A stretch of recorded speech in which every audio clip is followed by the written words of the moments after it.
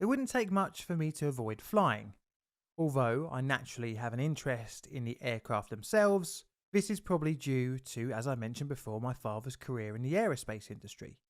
As a child, we had all sorts of schematics, bits of test equipment, and regular trips to weapons shows. Even when I was in the air training cadets as a teenager, I loved learning about how aircraft worked, but whenever I had to go up in one, the anxiety began to close in.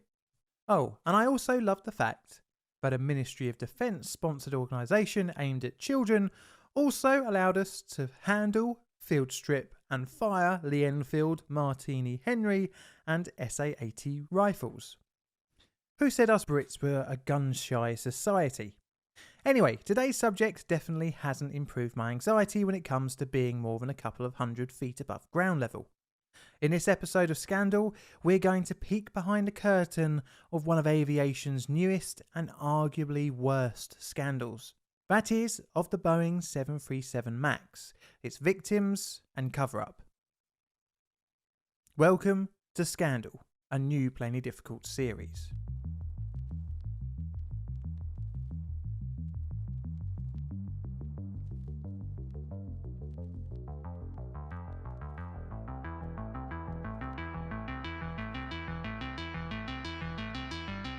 It's March 2019, and billions of dollars worth of aircraft are just sitting around in parking fields around the world. The images could be mistaken for the beginning of the first of the lockdowns to follow a year later. But instead of a pandemic, these groundings are of only one type of aircraft, the Boeing 737 MAX.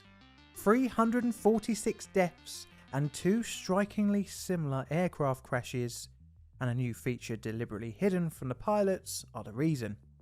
These planes are by anyone's standards brand new, and only a few years before, the 737 MAX was promoted to the world as the new and efficient aircraft carriers have been waiting for. Save fuel, save money, it's better for the environment. What's not to like? Also, because it's based on an already existing design, crew training costs should be cheap too. But how in just a few years did we go from the fanfare of the first flight in 2016 to the disasters of 2018 and 19? Background.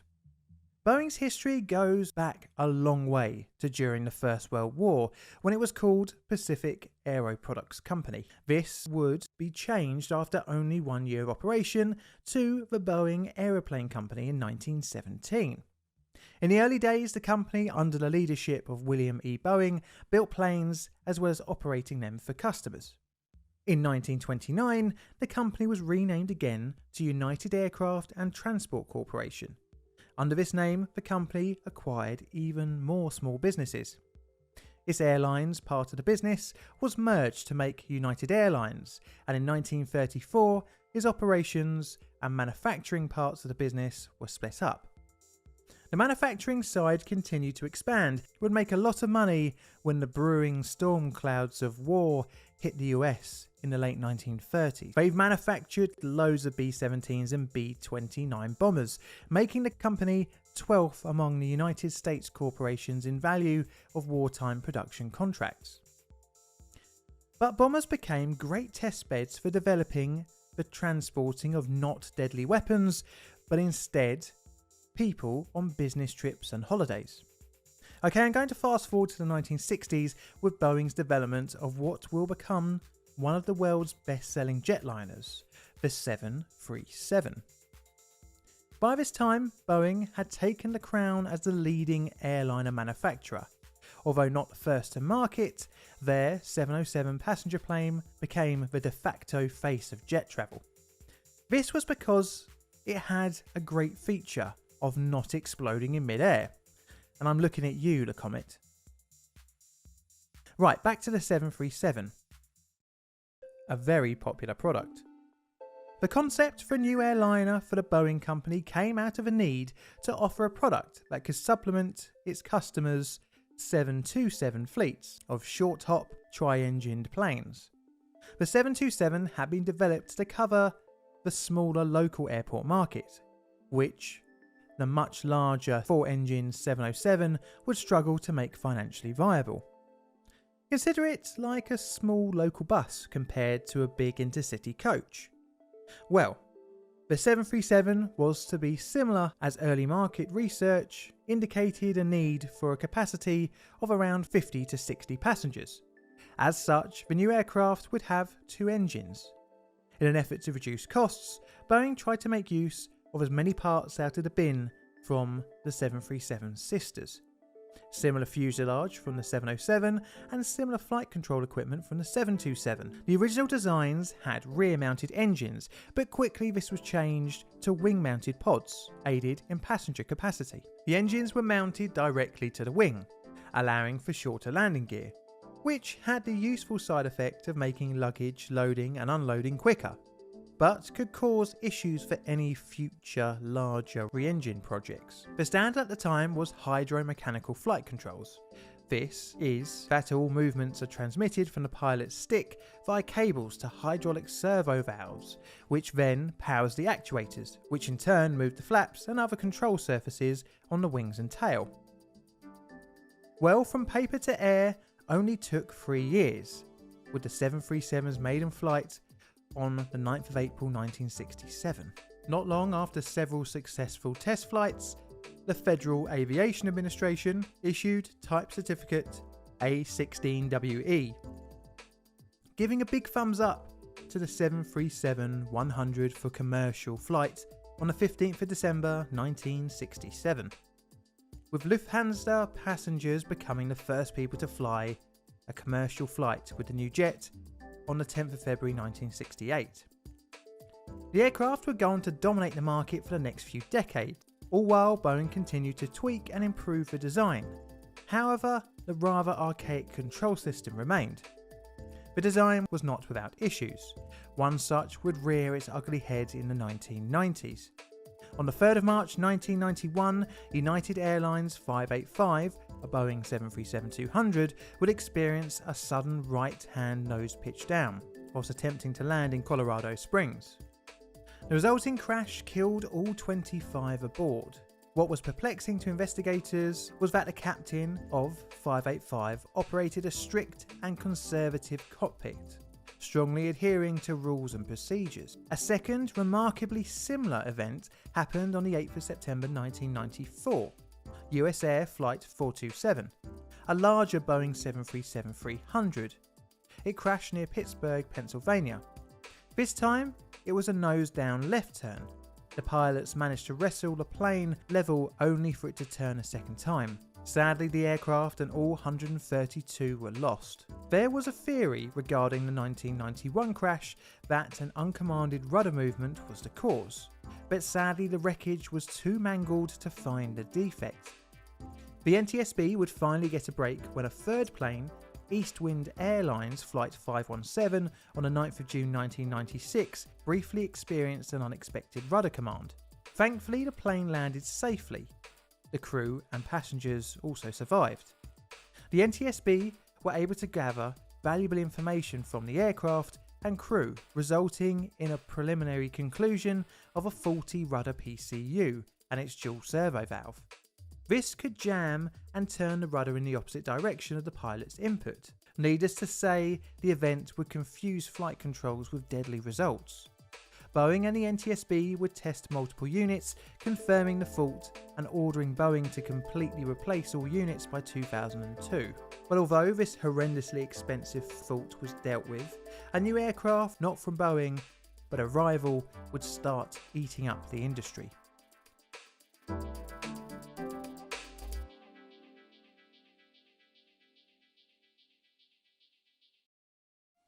Airbus.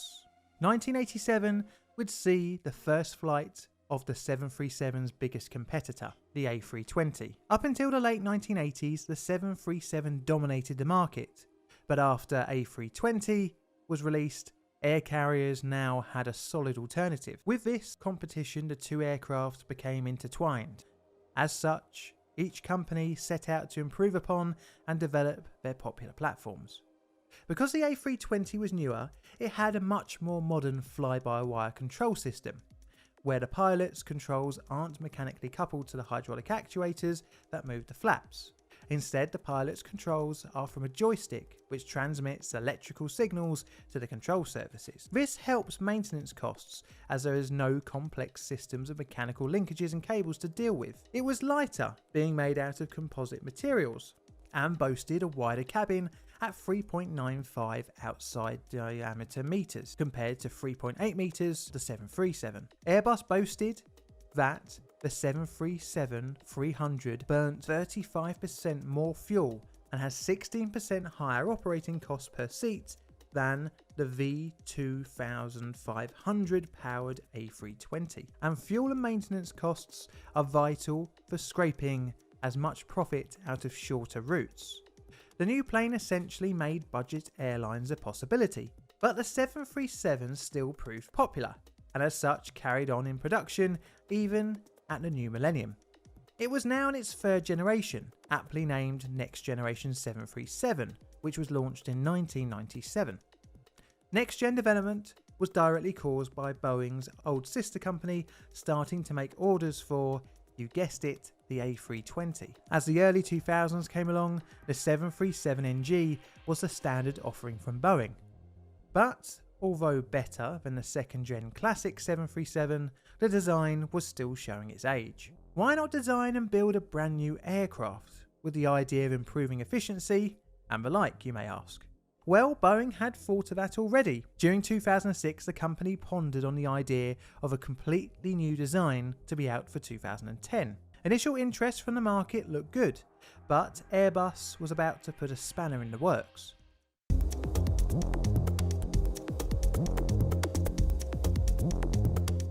In December 2010, a new A320 was announced. This was to be called the Neo, or New Engine Option, and was aimed squarely at efficiency.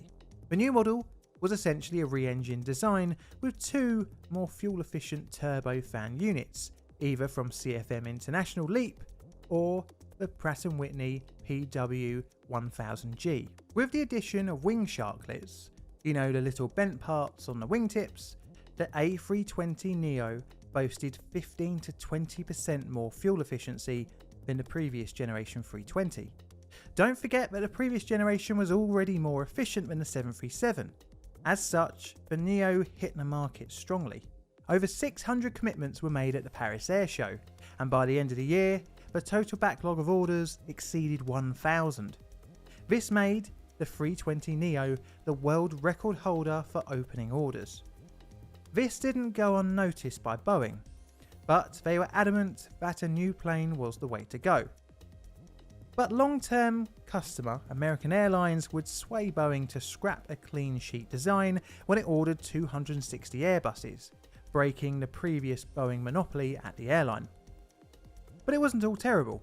American Airlines also tacked on 100 737 next gens, as well as requesting 100 737s re-engined with the CFM LEAP, the same engine offering the A320 Neo came to market with.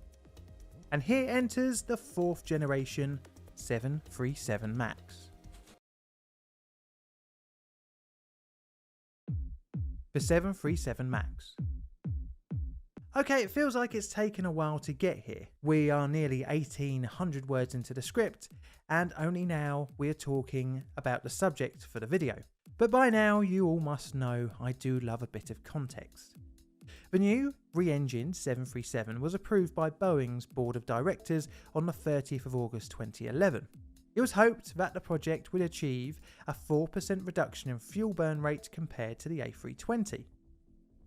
Great! The new aircraft would also offer airline fleets that already operated the 737 the benefit of not needing significant crew training. To decrease the drag of the 737, it received split wingtips, and the new larger engines, now too big for the original placement, were placed further forward and higher. But this was found in testing to significantly change the aircraft's dynamic properties by causing a nose-up situation. To bring the flight characteristics back to what a pilot should expect from a 737, a system called Maneuvering Characteristics Augmentation System, or MCAS, was implemented. This would use software to engage the horizontal stabilizers. In the case of the Max, this would be used to account for a nose-up situation caused by the new engines, and thus bring the nose back down. We'll put a pin in the MCAS system and come back to that in a bit. So because the new plane was already a certified airframe, development time was greatly reduced, along with the reduced red tape that a whole new design would attract. Reportedly, by November 2011, Boeing had amassed 700 commitments. 4 years after the program launched, in August 2015, the first fuselage rolled off the production line. The first flight took place on the 29th of January 2016 at Renton Municipal Airport. Nothing out of the ordinary had been reported, and a year later the aircraft received its FAA license in March, followed soon after by the remaining worldwide licenses. As orders started to stack up, carriers had to prepare their crews in the operation of the new aircraft. Traditionally, for brand new airplanes, several hours of simulator time is needed. This costs money, firstly in actually purchasing a simulator or updating the sims the company already has, and secondly the downtime of taking your pilots out of productive work to put them in said simulator. Well, with the 737 MAX, and due to it sharing its type rating with the 737 Next Gen, because of the MCAS, pilots only needed to undertake a tablet-based training course. Strangely, but deliberately, the MCAS was omitted from the 737 MAX's manual. This was in an effort to minimise the new system's significance from the Federal Aviation Authority, and thus keep down retraining and licensing costs. Okay, I think it's time to talk about how the MCAS system works. MCAS. MCAS was not a new system when it was used in the MAX. Boeing had been installing it into its military tanker variant 767 from 2013. MCAS works to avoid a stall by manipulating the horizontal stabilizers, but is not the same as a stick pusher. It was employed in the Boeing KC-46 Pegasus to help balance the plane during mid-air fueling.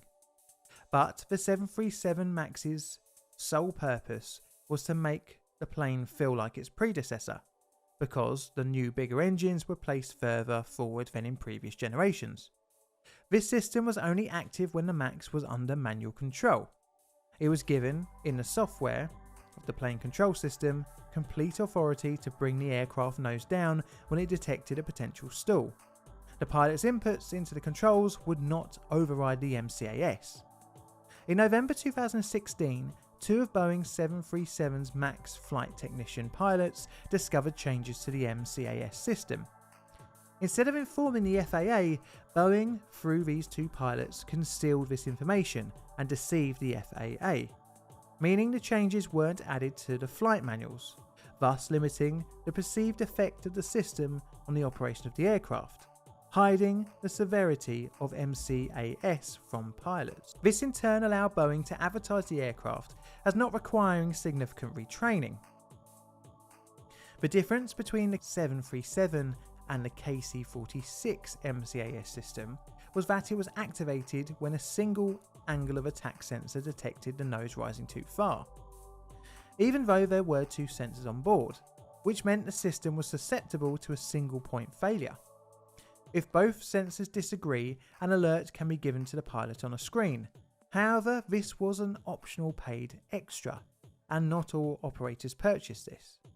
The first 737 MAX delivery was made on the 16th of May 2017 to Malindo Air, a subsidiary of the low-cost Indonesian carrier Lion Air.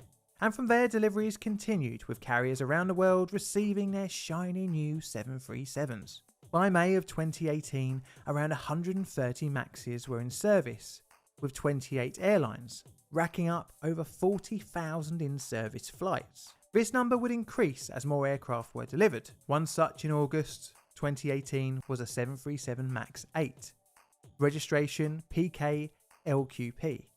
This plane would become the first 737 MAX accident, and the worst in the whole lifespan of the 737.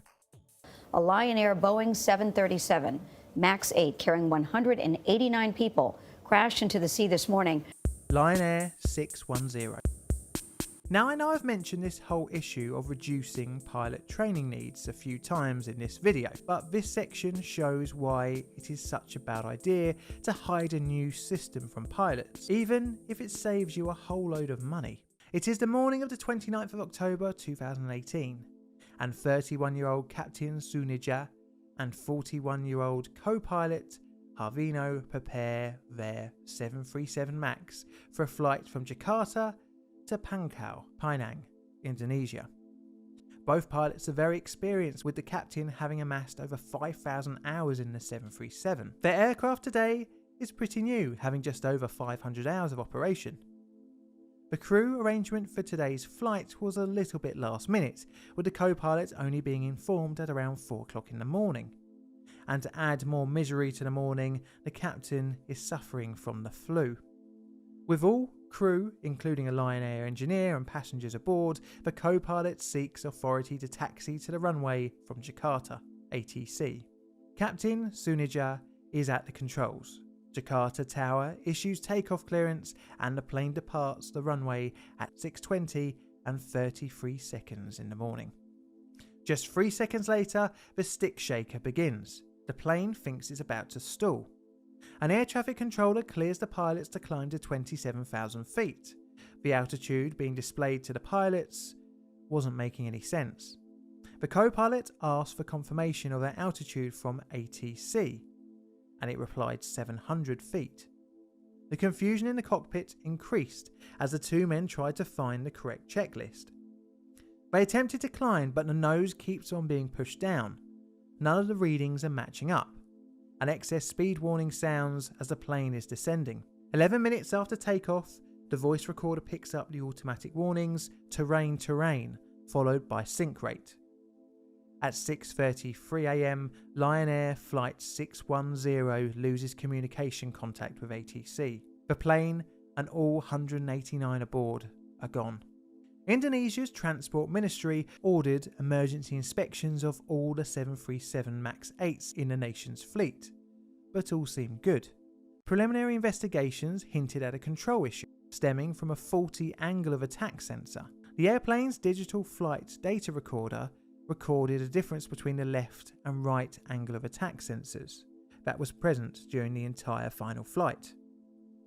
It was found that one of the sensors had been replaced 2 days before, and issues with the stick shaker and erratic nose-down situations were experienced. Now, why, you may ask, was the plane still flying?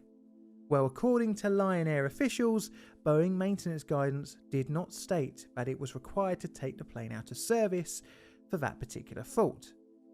The previous 4 flights had reported similar issues, hinting that just a single sensor failure could cause a nose-down situation. But bear in mind, the MCAS system had not actually been officially announced by Boeing. In November, Boeing released an operations manual bulletin advising airline operators how to address erroneous cockpit readings. All whilst the Lion Air crash was being investigated, 737 MAXs continued to be delivered and hundreds of aircraft flew day in, day out.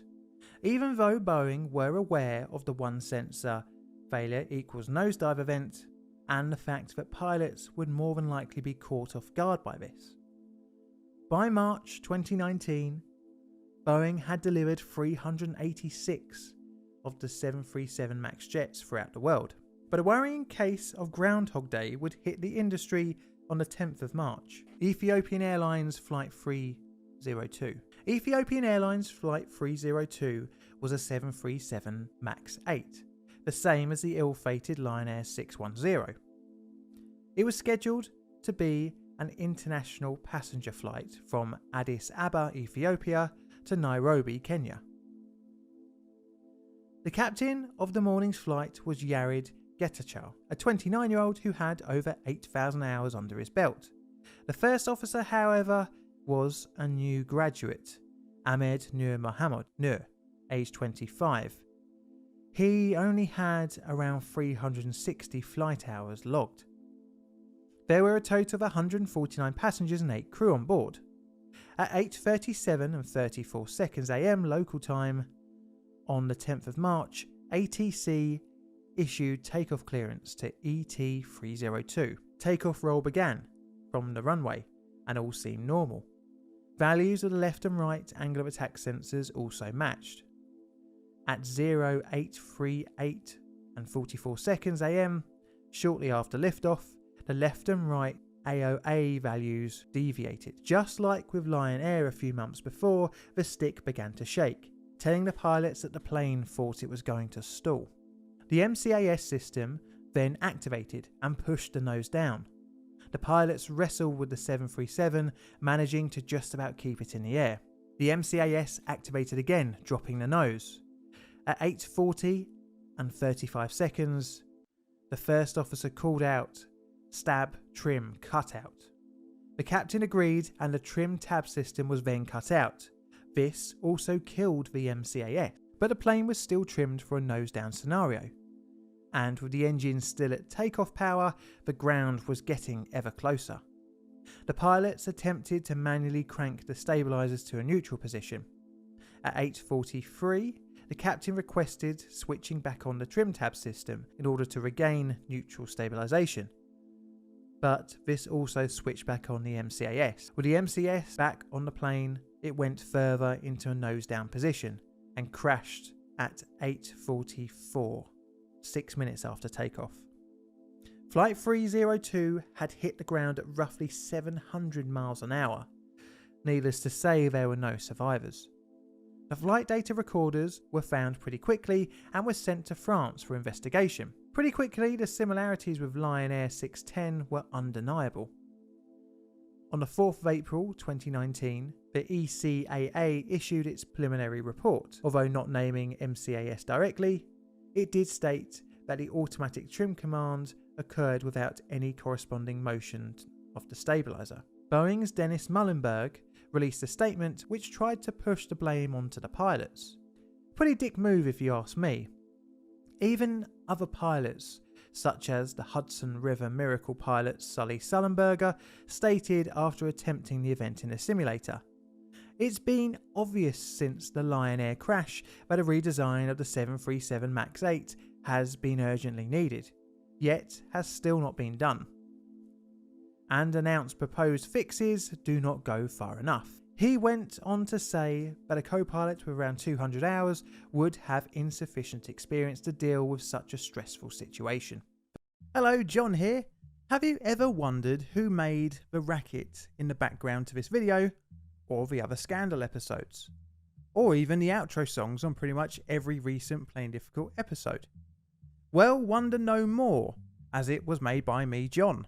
And you can now listen to the songs in full on my new YouTube channel made by John, stream them on Spotify, or even if you fancy, buy them to keep forever on Beatport and iTunes. I enjoy making my personal mix of acid house, breakbeat and ambient, and I hope you'll enjoy listening to it as much as I did making it. Right, back to Scandal and Boeing's less than ethical business practices. The Groundings. Boeing would be hit hard when airlines around the world started grounding their 737 fleets, starting with Ethiopian Airlines on the 10th of March 2019, followed on March 11th the Chinese Aviation Authority, ordering all Chinese operated 737 MAXs, followed by the EU.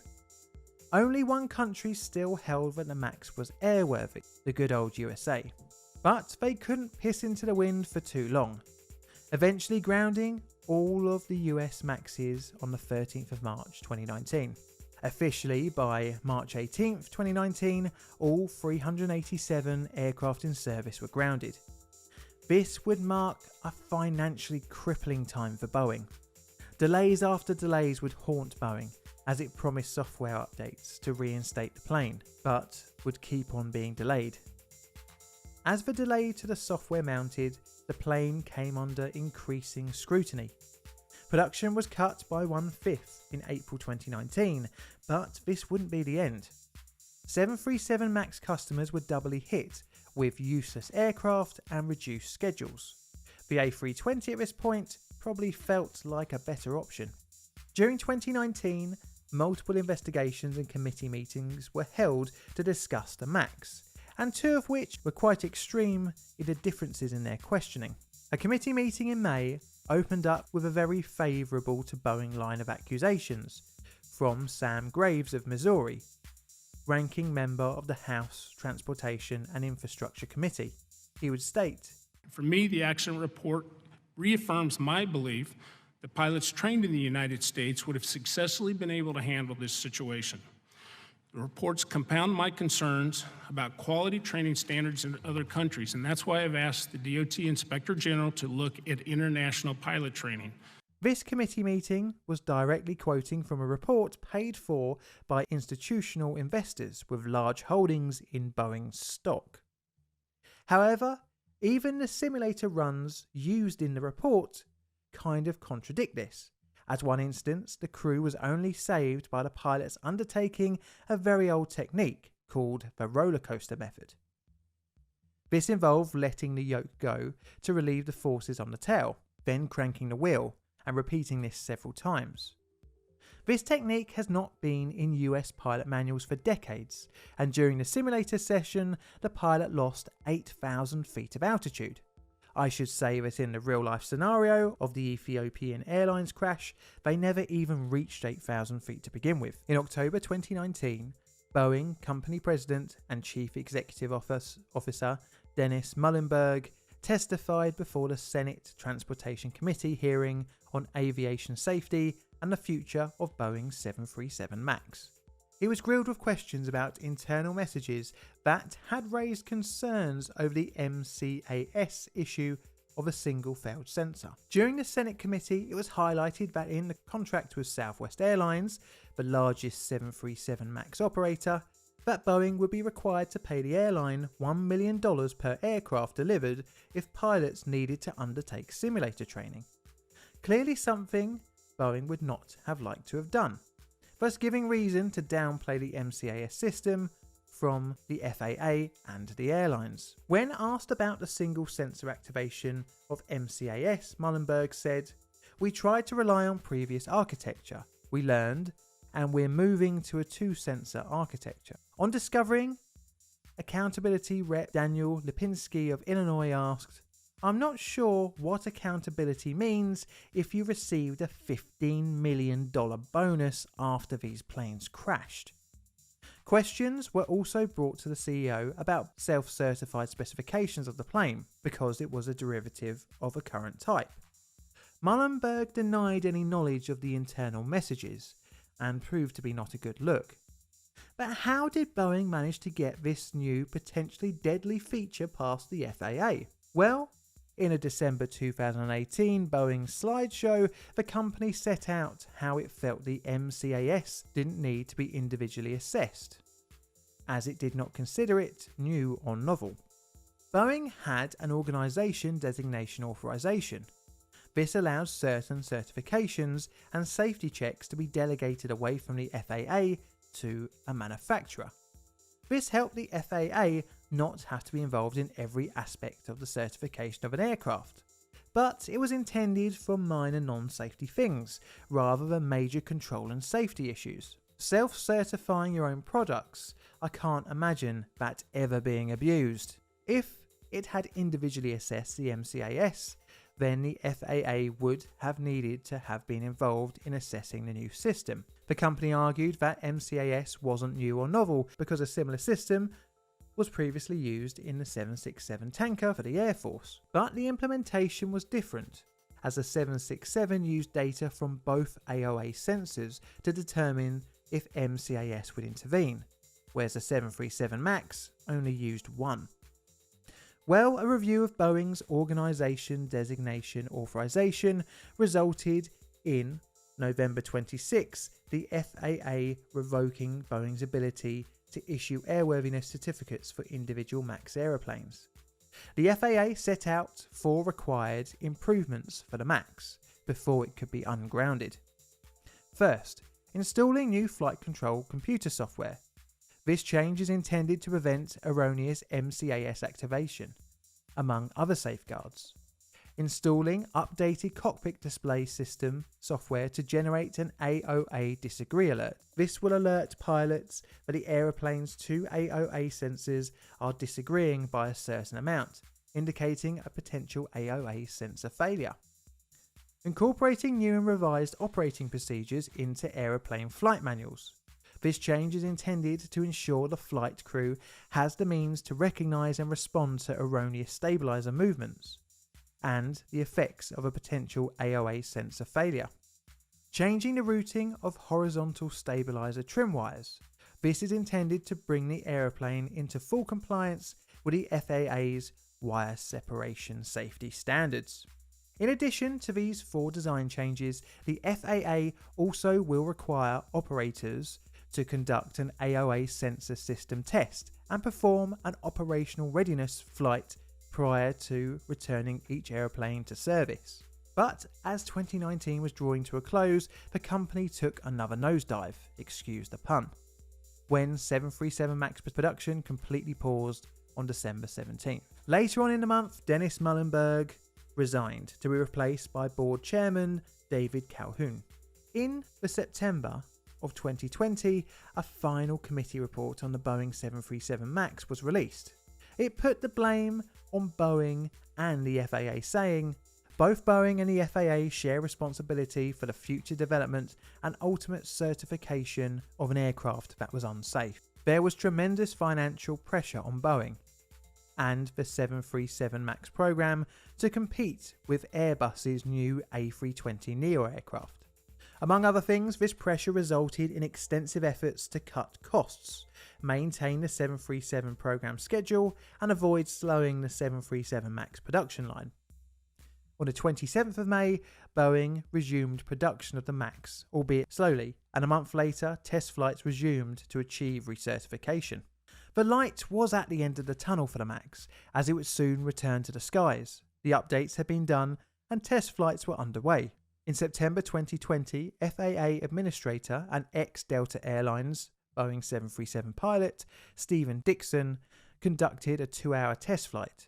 He had previously stated that the MAX could not return to service until he had personally undergone the new training and test flight. This went ahead with no issues, and a month later, on the 18th of November 2020, the FAA issued a continuing airworthiness notification, which essentially revoked the grounding. And over the coming months, gradually, aviation authorities started allowing the MAX back into the skies. However, all throughout the grounding and return to service, a criminal case against Boeing was brewing. The criminal case. I should say that this episode of Scandal makes a hat-trick of companies being responsible for multiple deaths and being able to dodge any prison time. In January, Boeing was charged with a 737 MAX fraud conspiracy, which Boeing agreed to pay a fine. Prosecutors stated Boeing's employees chose the path of profit over candor by concealing material information from the FAA concerning the operation of its 737 MAX aeroplane and engaging in an effort to cover up their deception. This resolution holds Boeing accountable for its employees' criminal misconduct, addresses the financial impact to Boeing's airlines customers, and hopefully provides some measure of compensation to the crash victims' families and beneficiaries. The misleading statements, half-truths and omissions communicated by Boeing employees to the FAA impeded the government's ability to ensure the safety of the flying public, as well as saying, today's deferred prosecution agreement holds Boeing and its employees accountable for their lack of candor with the FAA regarding MCAS. The company agreed to pay over $2.5 billion. This was made up of a criminal penalty of $243.6 million and $177 billion of damages to airline customers, as well as $500 million to a crash victim fund. In the process, Boeing's stock price tanked, which probably wasn't helped by the worldwide pandemic as well. But the company had begun to turn things around with the new and less crashy 737 MAX, in which customers are still receiving new orders, and to date 840 units have been built. My conclusion? Well, we can say the 737 MAX was doomed from the start. When Boeing promised the new, much too big engines, this left engineers to try and sort out the balancing issues by shoehorning the MCAS system into the aircraft and downplaying its significance from regulators, customers and pilots. This allowed Boeing to dodge any fees for retraining pilots as set out in its order contracts, essentially allowing the company to sell the plane as just a continuation from the previous generation and not a new aircraft. Boeing was allowed to self-certify and cover up the changes to the MAX, all of which should have been disclosed to the FAA. In what seemed like a massive U-turn, and probably to appease the powers that be, Boeing announced in January 2020 that simulator training was recommended for crews returning to the 737 MAX after the fleet's ungrounding.